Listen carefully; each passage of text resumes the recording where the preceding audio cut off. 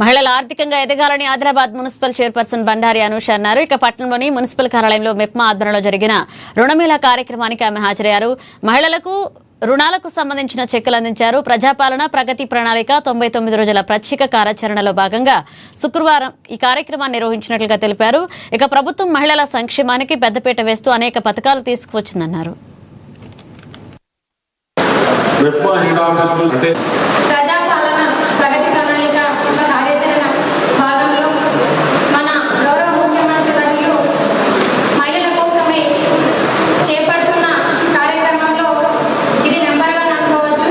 ఎందుకంటే మహిళలు ముందుండాలి అన్న ఒక మంచి దృక్పథంతో ఒక సంకల్పంతో 99 రోజులుగా సాగుతున్న ఈ కార్యక్రమంలో దాదాపు 80 డేస్ కంప్లీట్ అయినాయి అనుకుంటా నాకు తెలిసి.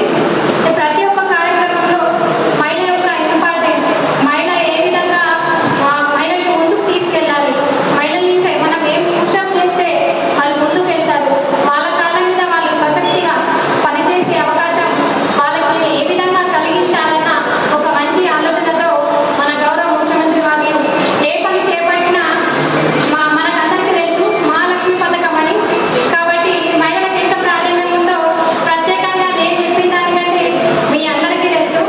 మహాలక్ష్మి పథకం అంటే ఫ్రీ బస్. మరి ఇంతకుముందు ఎట్లా ఉంటే మనం ఎంత ప్రాధాన్యత వచ్చింది, మనం స్వశక్తిగా మనం ఎక్కడికైనా వెళ్ళాలనుకున్నా కూడా ఒక మంచి ఈ పథకం ద్వారా మన ఇష్టంగా మనం వెళ్ళి ఒక దైవం దగ్గరకు మన కుటుంబంలో ఉన్న మన తల్లిదండ్రులు ఎవరైనా చూడాలనుకున్నా లేదంటే మన స్నేహితుల్ని కలవాలనుకున్నా ఈజీగా మనం వెళ్ళి ఇన్ని పరంగా మన ఇంటర్ వచ్చి మంచి అంటే మనకున్న జీవితంలో సాటిస్ఫాక్షన్గా జీవించగలుగుతున్నాం.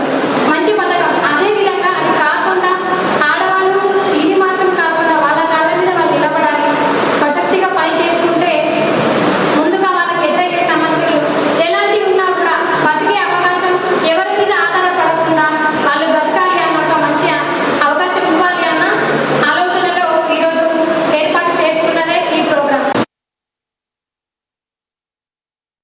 ఇవి బులెటిన్ అప్డేట్స్.